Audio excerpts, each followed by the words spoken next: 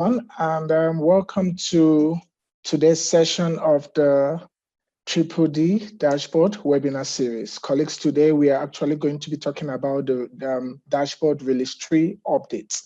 And I'm here not alone, I'm here with my colleagues.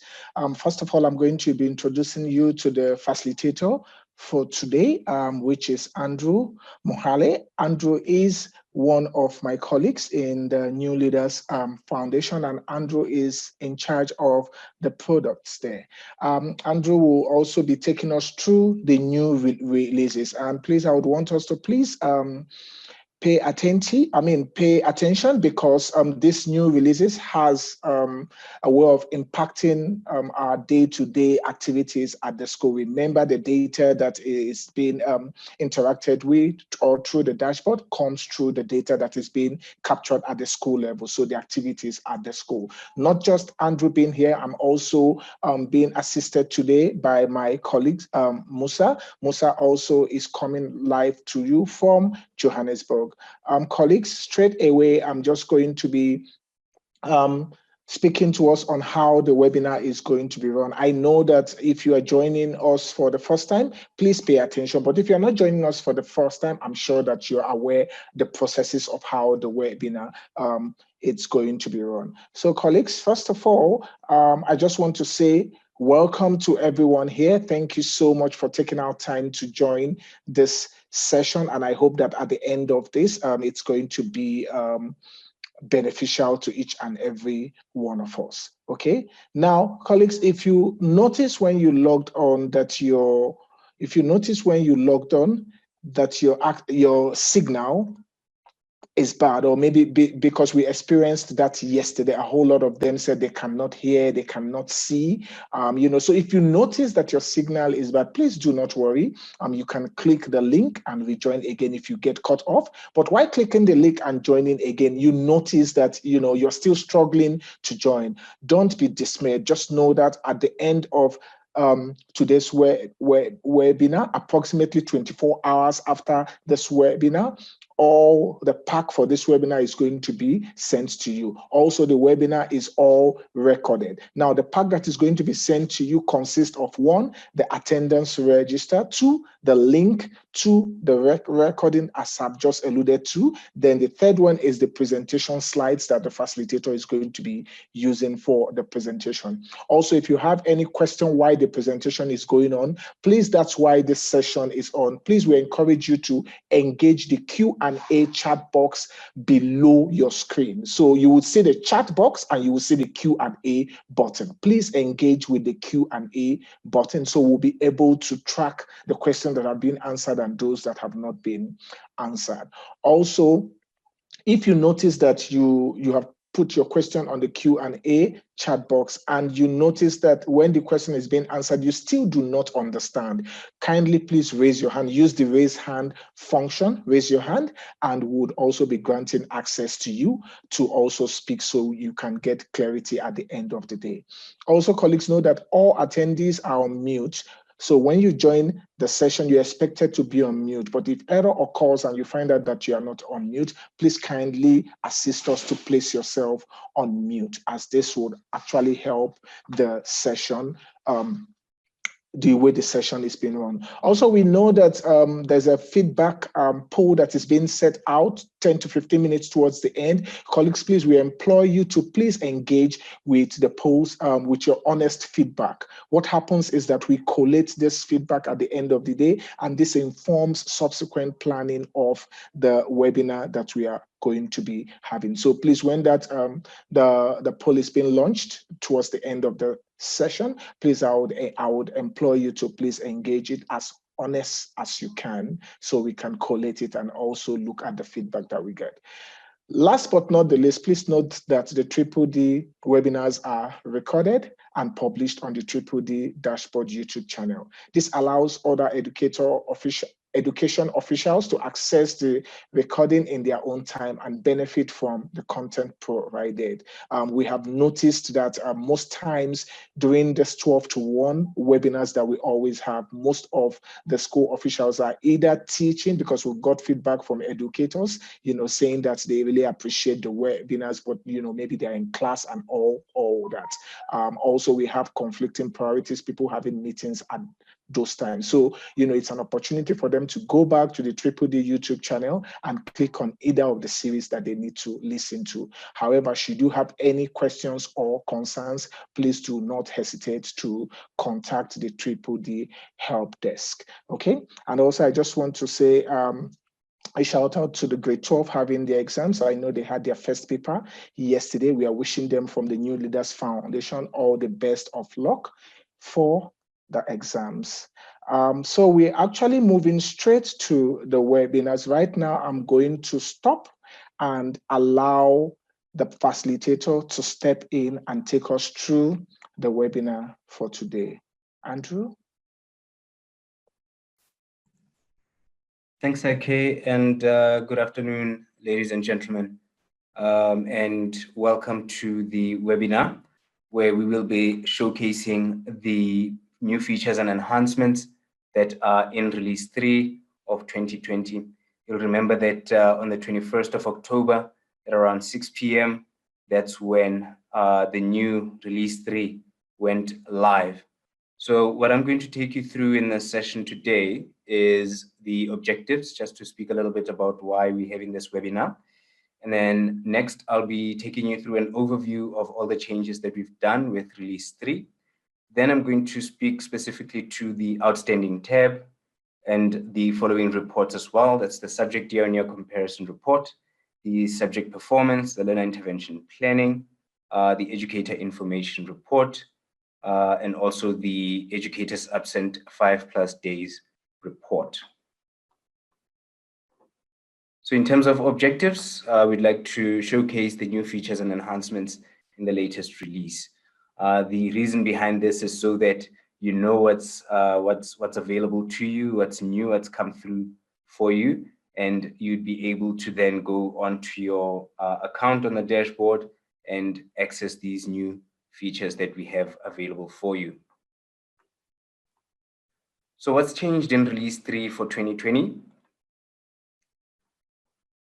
First and foremost, I should mention that we do have a nice, exciting new feature that we're bringing to you that is going to promote some beautiful, friendly competition amongst ourselves on different DDD metrics. And this cool new feature is called scoreboards. We've started with some of the provinces at non-school level.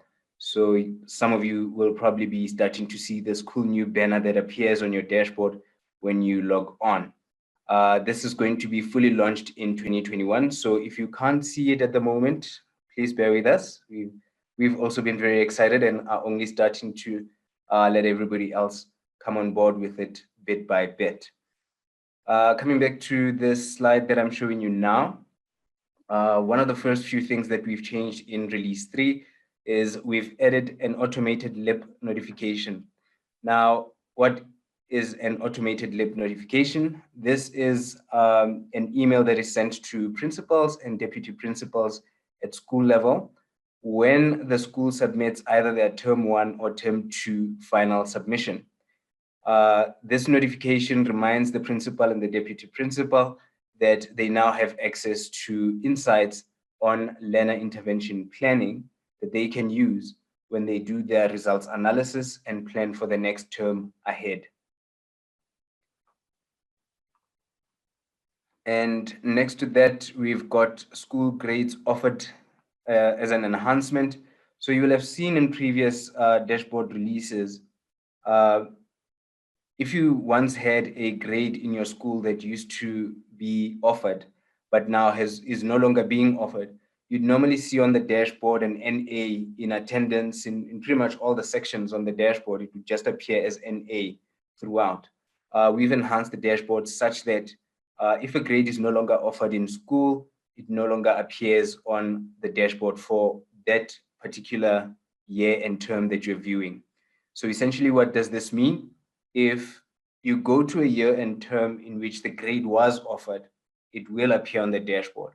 However, if you go to a year and term when that grade is no longer offered, it will not appear on the dashboard anymore. You will no longer see those NAs that normally crept up there and caused a lot of questions among us. And the third thing that we've improved is the outstanding tab.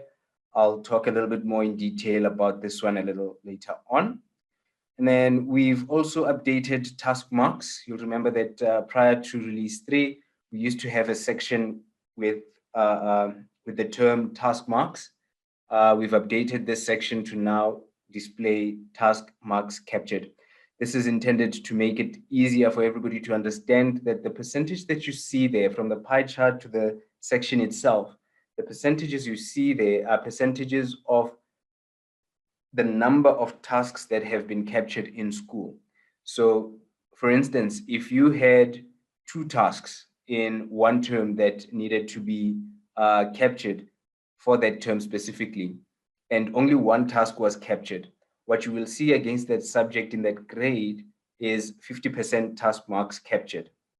That is an indication that only 1 of the 2 tasks was actually captured. And if it were both tasks, then obviously you'd see 100% task marks captured.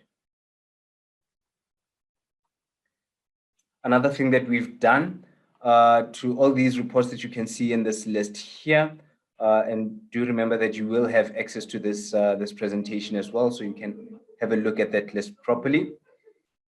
We've added the quintile column to each of these reports. This is so that you can actually start analyzing and filtering data based on quintiles. So if you want to see your non-fee paying schools, you can actually use this to filter for non-fee paying schools, obviously according to the quintile numbers that are relevant. And if you want to see fee paying schools, again, it's the same situation. So from attendance all the way to performance, you can actually now start filtering across schools based on the quintile that the school is rated in. Then we've got the Learner Intervention Planning Report. As part of responding to the COVID-19 disruptions, we've had our business rules refreshed in the report. This includes part of a change that we applied on the summary sheet and the subject details sheet to ensure that there's alignment between the 2 sheets. And next, we've got an improvement in the subject performance report. I'll speak to that a bit later on in the presentation. Then the subject year-on-year comparison report also has a number of enhancements, which I'll speak to a little bit later on. Then we've also refreshed the most improved schools report. And you'll see that when you download the report from either cluster level upwards, you will see that there's a new look in the report, which includes a very clear indicator of improvement and decline in terms of colors and arrows as well in the report, making it much more easy to see why a school is at the level that they are at in the report. The Educator information report has also been enhanced. I'll speak to those enhancements a little later on. Then we've got the Educators Absent 5+ days report that also will be discussed a little later on. And then we've added a new report, the Learner Care and Support report. This is intended to help with planning support for schools during COVID-19 and also potentially post-COVID-19 disruptions that we've gone through. It is important to remember that this report is only available to users that have been granted access. So not everyone will be looking at it, and this is purely because of remembering to protect personal information, making sure that access to this report is provided to officials who must have access to this report for the purposes of them being able to do their jobs. And just another point as well, in the offline report, we've also renamed task marks there as well to task marks captured. Cool. So we'll start off with the outstanding tab. And you'll see that the outstanding tab shows schools that have not yet uploaded data for the year and term that you're viewing. This tab has been enhanced with the following. We've added a sector column in the tab. This column will allow you to sort your list according to public schools or according to independent schools. How it appears, if you look to my leftmost image here, it appears in abbreviation. So sector is abbreviated to sect, and where it's public, if the school is a public school, then you will see pub next to it here in the sect column. And if it's an independent school, you'll see IND or IND in the sect column. This is to ensure that it is easier for you to follow up with public schools to submit the critical data to the district as well, and also following up with independent schools as well. The previous telephone column that used to be in the outstanding tab has been changed to the contact details column. And this is because it not only shows the telephone number now, it also shows the school's email address. This allows for you to have access to both contact types, so that if you can call the school and follow up with them telephonically, you've got the number there. If you can send them an email, you can immediately just get their email address from there and send through an email to the school. And then the third thing we did for the outstanding tab is that we've improved the upload indicator. NA means that there's no upload that's been done. So if you look at my image here on the right, where you see an NA, it means no submission was made. And then if it's a 0%, it means the school did submit the data. However, we were unable to calculate the completeness of the data. This can often occur when there's issues within the school database that need to be addressed that are preventing us to properly calculate the percentage of completeness.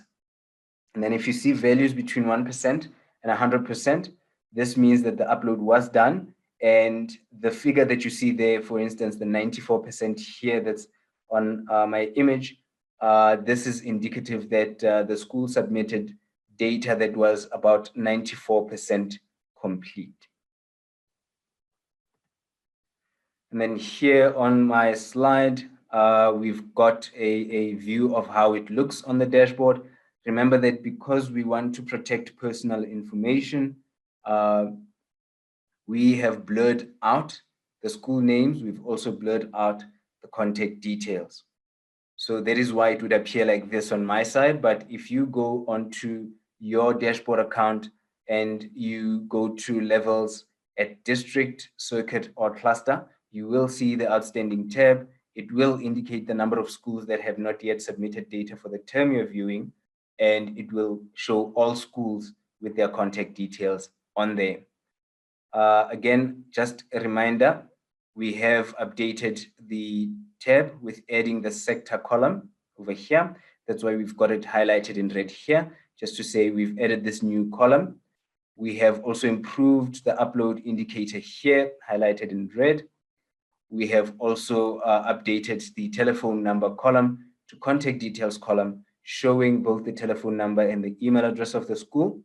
If the school does not have an email address captured inside SESAMS, you will see the no email indicator here. And if the school has no contact details, however, stored inside SESAMS at all, then you will see the no contact detail note under the contact details column here. This is often what happens when a school has not yet submitted any data to DDD. As you can see here, for these first three schools here, the first two schools more so, they have not yet submitted any data in these terms that we're looking at here. So for 2019 Term 4, Term 3, Term 2, and Term 1, these two schools did not submit any data to DDD, and hence we do not have any contact detail information about them. And this is because we're pulling that contact details from the SESAMS database. Awesome. So how do you get to the outstanding tab? The first step that you want to complete is to navigate to either your district, your circuit, or your cluster, depending on the level of access that you have on Triple D. And once you're on that level, step 2 is to look just below the pie charts. Here, you'll see the outstanding tab right there with its indication of the number of schools that have not yet submitted data for that term. A very important reminder about this tab is it indicates to you the number of schools that have not yet submitted data for the year and term you are viewing. So here in my example, I'm viewing term 2 2020. This means that the 21 schools that you'd be seeing under the outstanding tab here would be having not yet submitted 2020 term 2 data. That is what this means. So as you go into the tab, you'll want to always make sure that you keep that in mind, which means if you were to change that term that you're viewing and go to, for instance, term 1 2020, that number is also going to change and start to speak to schools that have not yet submitted data for term 1 2020. So this tab is very term and year specific. Cool. And then the subject year on your comparison report. This report essentially provides you a 4-year view of a subject's achievement levels by learners.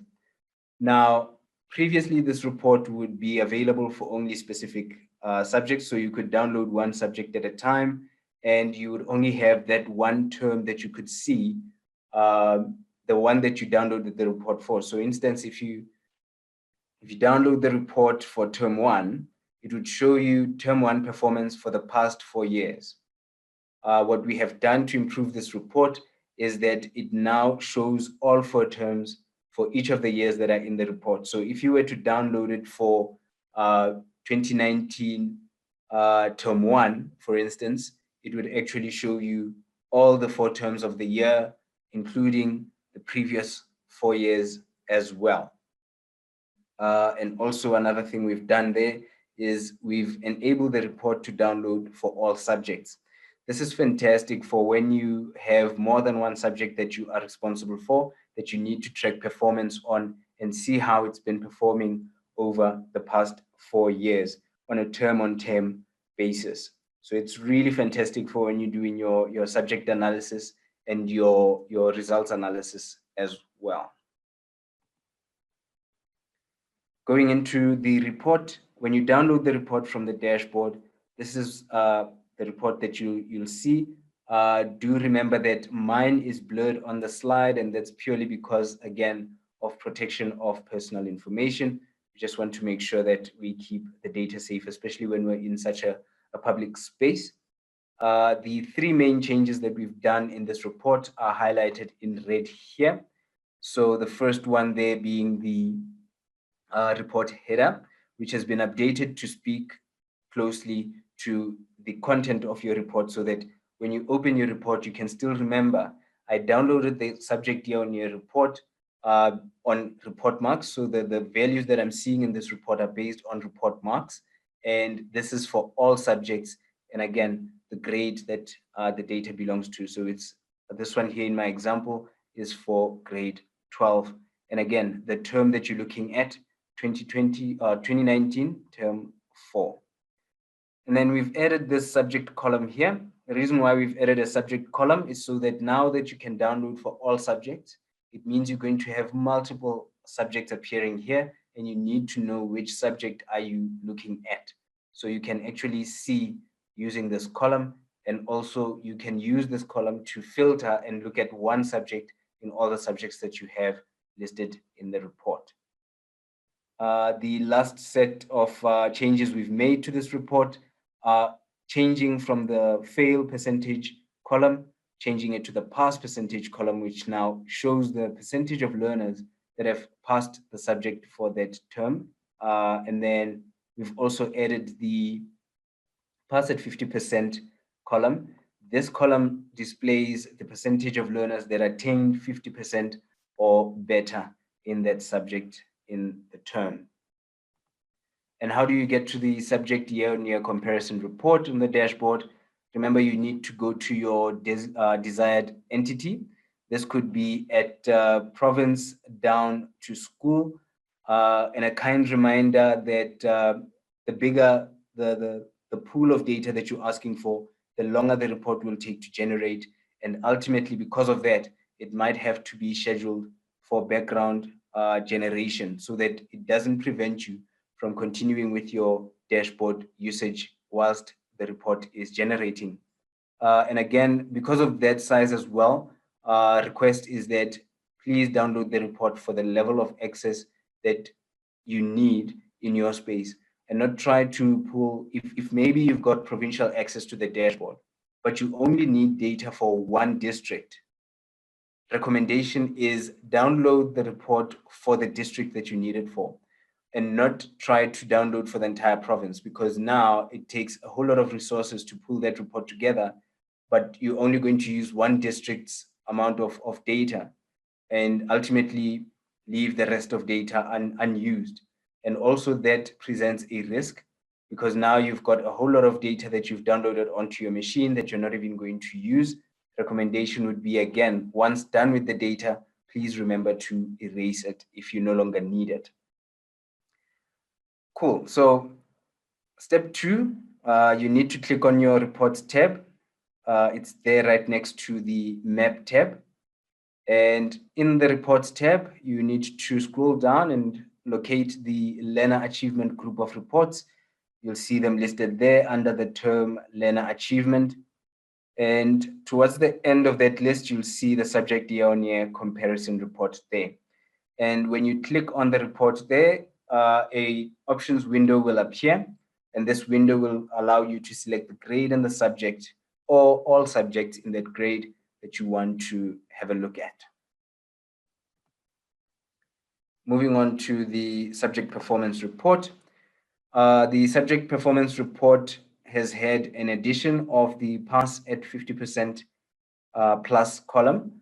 Again, this column indicates the percentage of learners that have achieved 50% or better in the subject for the term. Now, in this report, you will see that as the report shows all terms in the year to date, for each of the terms, this column is added so that you can see the percentage of learners that have achieved 50% or better for that specific term.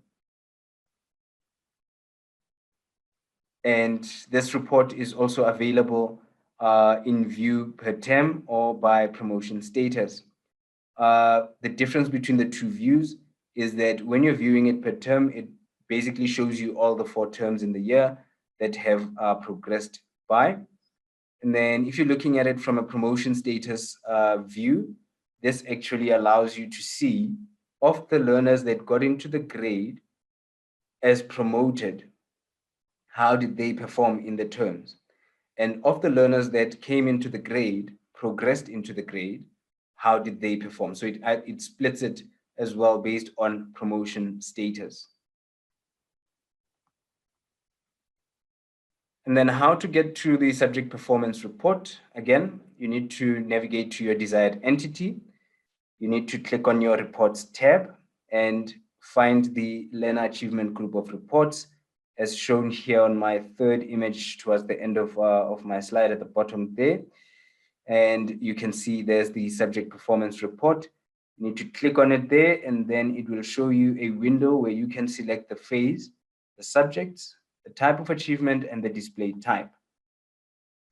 Now, type of achievement speaks to the kind of marks that you'd like to review in the report. These can be final term report marks, or these can be exam and test marks. And then in terms of display type, we did chat a little bit about this earlier on. This can be either by term or by promotion status. And what I love about this report showing by promotion status is that now you can actually track of the learners that have been progressed into the grade, how are they performing? Or of the learners that are repeating the grade, how are they performing? And that can influence or inform your planning in terms of how to support the learners better based on how they're performing and how they got into the grade. And then moving on to the Learner Intervention Planning Report. The Learner Intervention Planning Report has been improved on its summary sheet, where we've now realigned the definitions in the subject summary, and we've ensured that there's clear correlation between the summary sheet and the subject detail sheet. And the misalignment that occurred oftentimes was the indication of if a school is indicated in that subject specifically to be performing below the bottom 25% of the district. Now, this was causing a mismatch between what you are seeing on the summary sheet and what you're seeing on the subject detail sheet. That has been fixed and addressed in Release 3. And if you'd like to have a look at the Learner Intervention Planning Report, do remember that this report is only available at school level. So you'll definitely need to navigate to your desired school if you are a non-school user. If you are a school user, obviously, you do have access to this report directly. And then once you are at school level, you'll want to click on the Reports tab. Again, going to the Learner chart, the Learner Achievement group of reports, and you can see it right there in my image. See that in my image here, it's grayed out. This is because I was navigating at a non-school level when I pulled this image. So once you see it grayed out like this, please note you need to be at school level to download this report.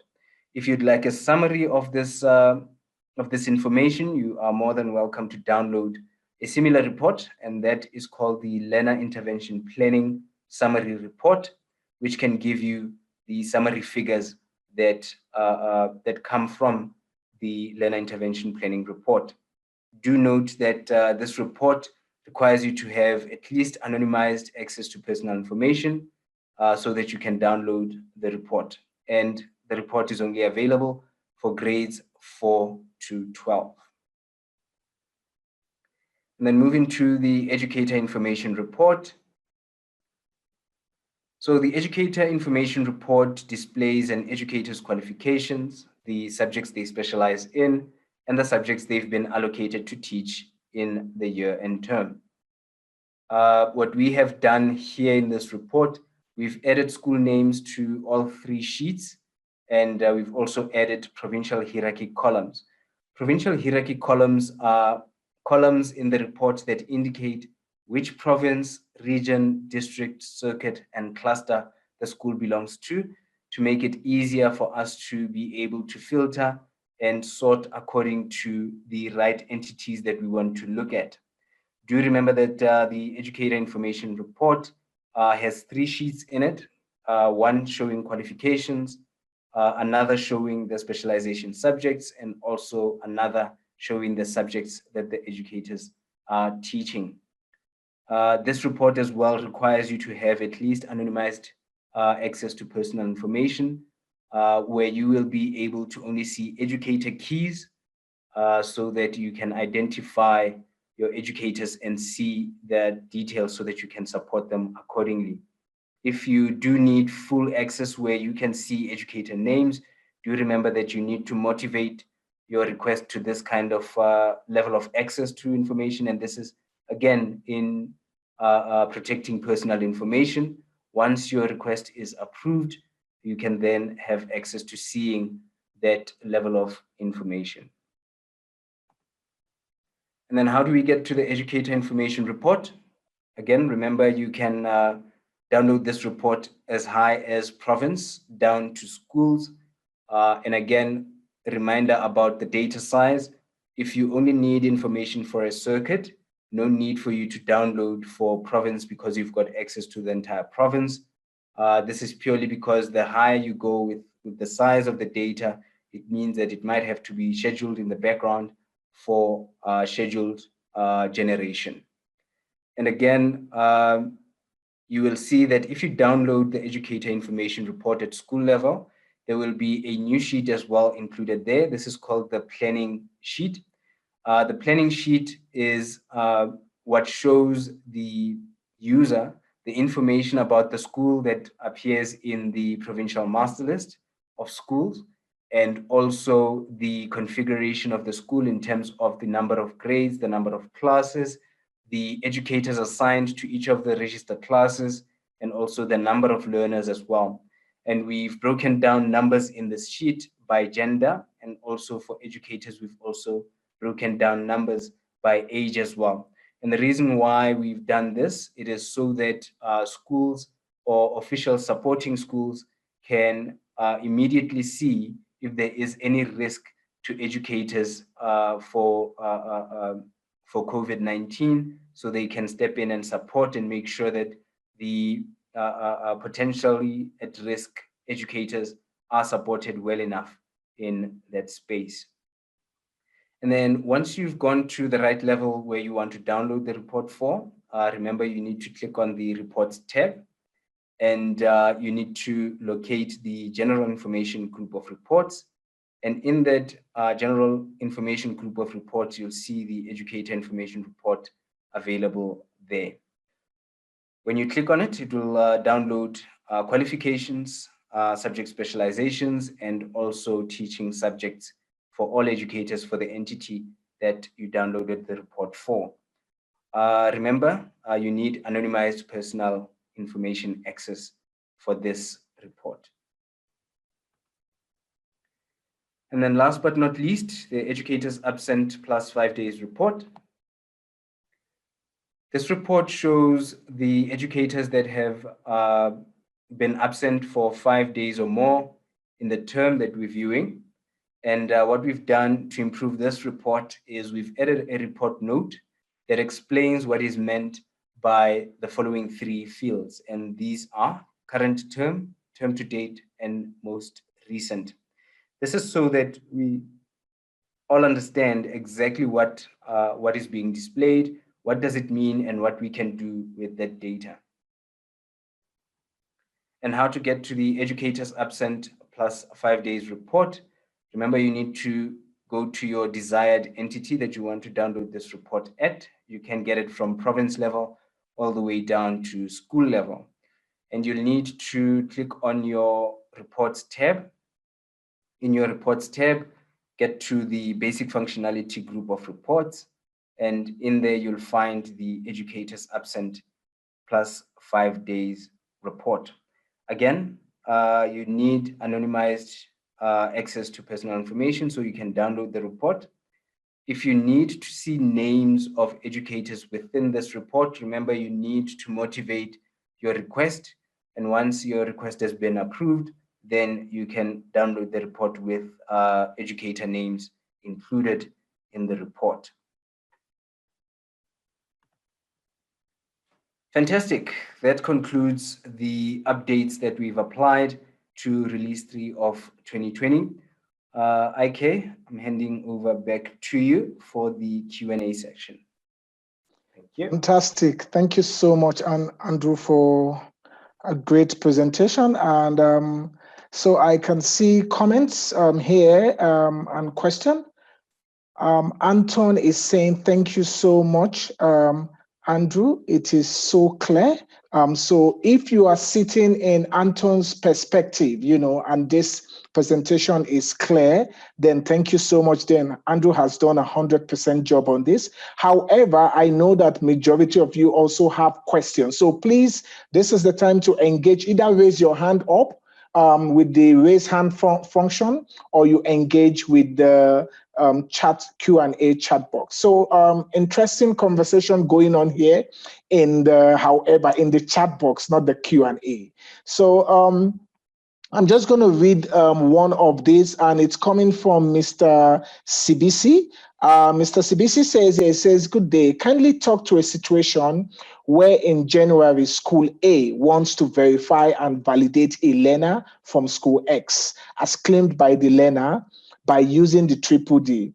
That will be, that will be school to school or school in another province, etc. How can we make the learner profile transferable or imported? If you still want him to speak live, and and Andrew, we can also grant him the access to. So the choice is yours. Awesome, thanks. And a special greeting as well to Mr. CBC. We know each other very well. Mr. CBC is a passionate and proud contributor to Gauteng province's data activity. So, Mr. CBC, currently, this would have to be a manual effort. And in it being that manual effort, what School A can do to acquire the learner profile of the learner from School X, they would need to firstly determine where School X is, and if this happens to be in the same province, or maybe even in the same district, then it would be a request that needs to go through district to confirm that they've got access. One way in which this can be done, because remember, the principal of each school is the accounting officer of the school. If School X and School A are in close enough proximity, School A, I don't see a problem with School A going to School X and saying, hey guys, we've picked up a learner that comes from your school and we'd like to have access to the learner's profile. And it would be the prerogative of the principal of School X to either grant or deny access for them to see this. And how does this happen? And this is where the manual part comes in. Then School X would need to go onto their dashboard account and download that learner profile that they have on the learner, and then they can actually share that with the principal of School A, who will then now have to be very responsible with that information there, if necessary. And obviously, if it's a school that's in a different province altogether, then again, the provincial structures would need to be engaged so that the relevant information can be made available and again approved first for access. I hope that that helps in that situation. I know it's important for schools to be able to know the background of the learners that are coming through into their school. So definitely appreciate that question. Awesome. Thank you so much, Andrew, for the response to that question. I'm going to take the next question. It's coming from Messi. Apologies if I can't pronounce the name very well, but Messi is saying, is there any reason why some information is only available for grade 4 to 12? What about foundation phase? Awesome. Thanks for the question. The reason why the information on the learner intervention planning is available only for grades 4 to 12 is because foundation phase works slightly differently to InterSen and obviously with FET as well. So the model that was built that allows us to be able to determine the level of intervention that is recommended for the learner works slightly differently for foundation phase. And once we're able to understand what the model would look like for foundation phase, then that would absolutely be added as well there, so that that entire intervention planning is applicable to all grades in school. And I can understand the need for that because education starts at a very young age. And if you're going to only start to think about intervention when a learner is already in grade 7, for instance, you've lost quite a number of years in which you could have intervened and supported that learner best. So really appreciate that as well. Wonderful. Thank you so much. And Andrew, the next question comes from Patricia. Patricia says, good afternoon, colleagues. In the learner intervention planning report, is it possible for the district to identify numbers of learners at risk in a school so that the district can intervene or guide the school on supporting the learners? Thank you. Awesome. Absolutely. So we've got two versions of the learner intervention planning report. There's the summary report, which allows you to see the overall picture, the number of learners per the different categories. This would be this is what I would call your second port of call, actually. What you'll want to start with when identifying learners or identifying schools that need support, you'll want to look at the Intervention Insights report. It's also available in the same space with the reports. That report gives you a nice overview of where you might need to intervene. And from that report, you can download the summary report, which then indicates the numbers of learners in the different schools. And from there, identifying the school that has the most that needs your attention, then you can actually navigate down to that school level. And at that school level, all you need to have access to on the dashboard so that you can see the rest of the report is at least anonymized access. With anonymized access, you can then download the Learner Intervention Planning Report and ultimately then identify the learners and the subjects that, that need intervention there. Great stuff. Thank you so much, Andrew. We are getting good feedback from Jacob and also from Eric. They are saying, thank you so much, Andrew, for the fantastic presentation. It is so informative. On the basis of that, we're also getting a question, an appreciation / a question from Benjamin Nkosi. He says, thank you very much for the changes. They will assist in maneuvering the DDD data. When are these changes implemented? Oh, Benjamin. I'm hoping this will come to you as great news because these are already live on the dashboard. Release 3 of 2020 went live on the 21st of October this year. It went live shortly after end of business at around 6 p.m. Wonderful. Thank you, Andrew. Another question from B. Makalima says, thank you so much for a wonderful presentation. I was experiencing network challenges. My interest is on subject performance and I missed that. Is it possible that you share this presentation, either the recording or the slides? So B. Makalina, we are actually going to be sharing the presentation, the access to the recording so you can listen while you follow up on the presentation, and also we'll top that up with the attendance register. Okay, moving right along, Andrew, this is slightly away from what we're talking on, and I know that the value structure issue is actually going to surface here. It says from Anna Marie, it says, good day, I have only just managed to join. I have a question about the value structure 7.0.0.1. I was unable to verify the SSAMS database for term 2 after patching with the latest patch 20.1.2. Received an error message. Has this issue been resolved? I can safely say yes, it has been resolved. Anna Marie, what you need to do is visit Tutong again and download the refreshed setup there. What caused the issue is that when SSAMS was patched to version 20.1.2, there was a database error that was by mistake included in that database update. And therefore, the setup file has been refreshed to address that issue. All you'd need to do is visit Tutong and download the latest patch that you see there and apply that on your machine.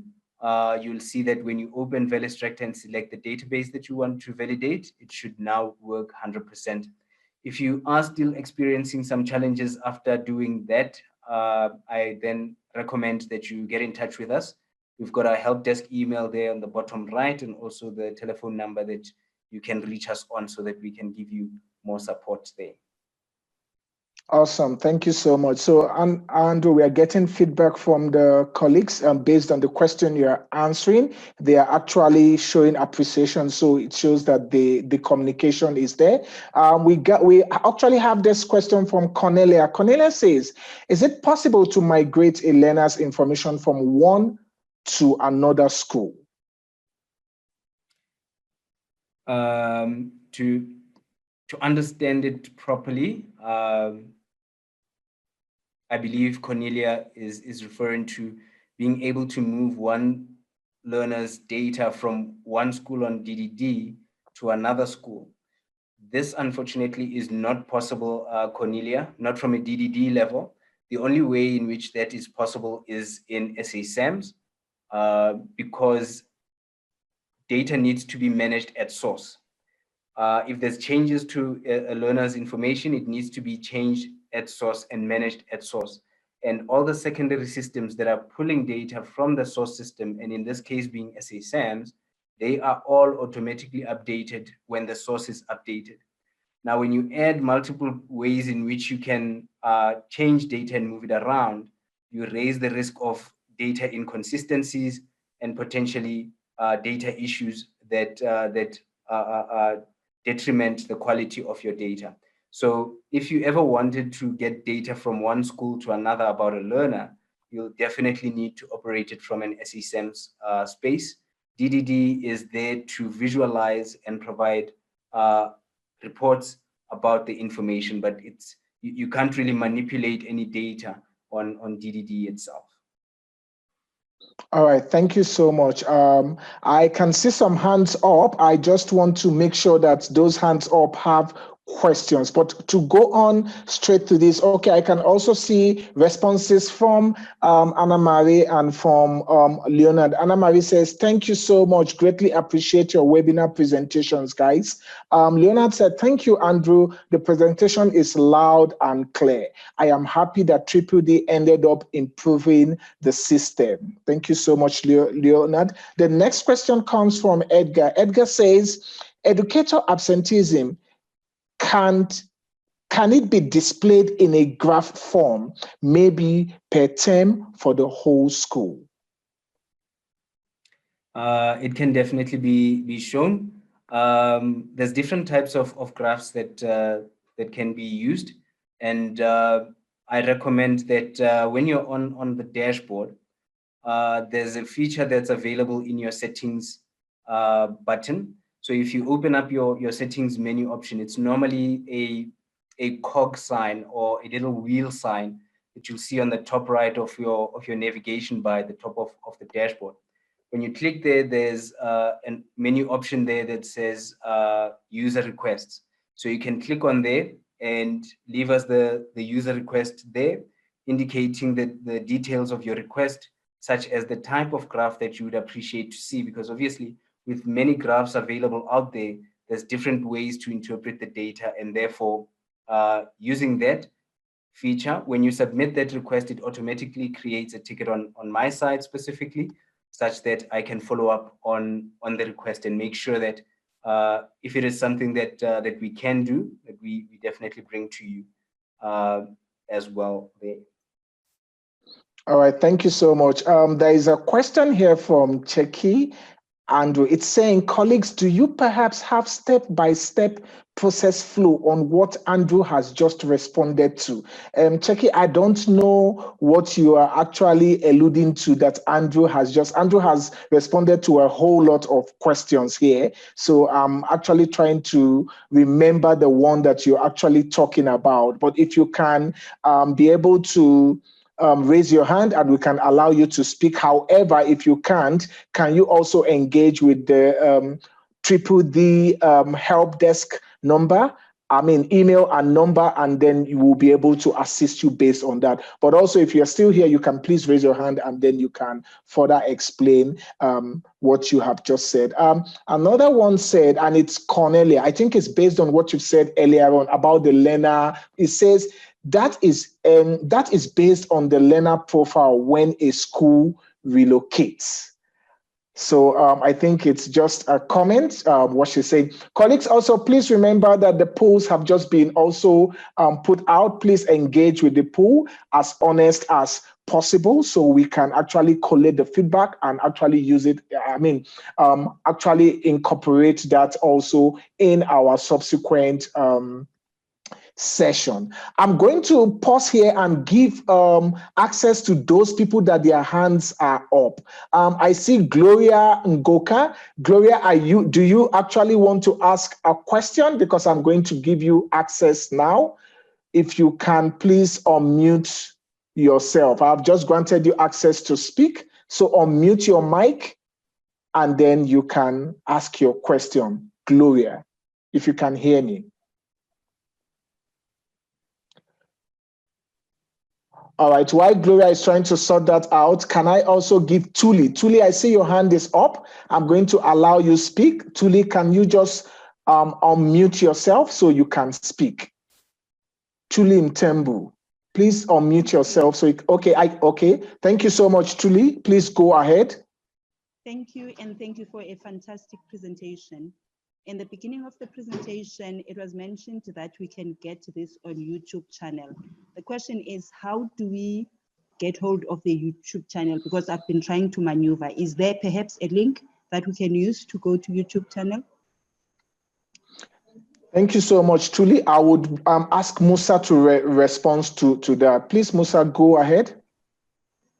Thanks, Ike. I have now sent to everyone the link to the YouTube. So just check on your chat, the chat messages, the link directly to the Facebook, to the YouTube has been added. Thank you. All right. Thank you so much, Tuli. Thank you so much, Musa. I'm also going to give Benjamin Nkosi. Benjamin, I see your hand up. I'm going to allow you to speak. So all you need to do is just unmute yourself and ask your question. Benjamin Nkosi. Good day, colleagues. It's Mr. Nkosi speaking. I would like to thank you very much for the changes. But then, as you'll remember, in the earlier webinars, I also raised an issue in terms of creative arts that I will also wish to see changes there in terms of the information that is coming out. Remember, the creative arts has 4 art forms. So in the DDD, it is only saying task 1 and task number 2. But then now what I wish you could do is please allow the schools to indicate, instead of saying task 1, let them indicate if the school is doing drama, if the school is doing dance, so that the analysis and also the preparation to go to that school will be much effective, because officials will know which art forms are these schools offering. So that will help. Please, I tried on several times to raise this issue, but this time I think you will try to work on it and see how are you going to assist us. Thank you, colleagues. Thank you so much, Benjamin. I will pause here. And Andrew, do you have any response to Benjamin, please? Yes, absolutely. And absolutely, thank you, Benjamin, for raising that. We do have work in progress where we are looking at improving the descriptions of the tasks as you see them on the dashboard. The biggest challenge that we've been experiencing there is exactly to your point. What art form is the school doing? So the differences between the schools, when we try to aggregate them going up, because of those different options that are available there, it has been difficult for us to be able to clearly identify each of those. But we do have work in the pipeline around improving the task descriptions that you see on the dashboard and in the subject mark schedule when you use those features. What I can definitely confirm is that we do have work definitely in the pipeline around this, and we'll definitely be engaging further to ensure that we do represent creative arts appropriately on the dashboard, so that you can actually use that information to the best of its quality to you. Fantastic. Thank you so much, Andrew, and thank you so much, Benjamin Nkosi, for raising that up. Mpo, this is the last question here. Mpo Maleka just says, still experiencing problem with value structure to load the date term data. So Mpo, we would need to understand the kind of problem you are actually having using the value structure. Please reach out to our help desk either by email or phone call, and there'll be someone there to support you step by step on what you need to do. We just need to have a clear understanding of what the challenge or the problem that you are having is. Colleagues, it's 1 o'clock, right on time. I just want to thank everyone. First of all, I want to thank the attendees for joining, taking out time to join. I hope this session has been an informative one. I really enjoyed the interaction, both the questions that have been posted and those that have spoken. Not forgetting our amazing facilitator, Andrew, that has taken out time also from his busy schedule to also join us. We want to say thank you so much, and we hope that this is not the last time we are actually going to see you grace the webinar platform. Also to Musa for actually assisting with the questions and also making sure that everything is comes up together. From my side, colleagues, I want to say thank you so much. Keep observing the COVID-19 regulation, and also let's also put the grade 12s in our prayers. Their success is our success. Thank you so much for taking our time to join this session, and we'll see you next week, same time, same platform. From my side, thank you so much. Andrew, Musa. Thanks, IK, and yeah, thank you very much for the invite to join the webinar platform. This is definitely not going to be the last time I'm around, as there will definitely be a lot more enhancements, as you've heard from the session. Whilst there's good, lots of good that's coming through, there's still a whole lot more good and a whole lot more value that we can all add to the DDD dashboard when we all work together. So there'll definitely be a whole lot of me coming back to the webinar space to come again and talk about the next fantastic stuff that we're adding onto the product. So I'll definitely be in this space with you guys. And thanks a lot to all of our participants for taking the time to join us and have a look at these cool new features that we have here. Really appreciate it. This is an extremely busy time. To your point, IK, grade 12s are in the exam rooms right now. It's a very hectic time for everybody. And yeah, shout out to our grade 12s. Thank you so much, Andrew. Again, thank you for such a clear and complete introduction to the new features of the dashboard. By the way, colleagues, the dashboard is still 0 rated, which means if you're on MTN, if you're on Vodacom, if you're on Telkom, going to the dashboard to experience these new changes will not cost you or incur any data charges. The polls are at 68%, so please do engage with those that assist us to improve the webinars that we give. Thank you, colleagues, for finding time to attend during this very busy time of the exams. We will see you on the next one. Thank you.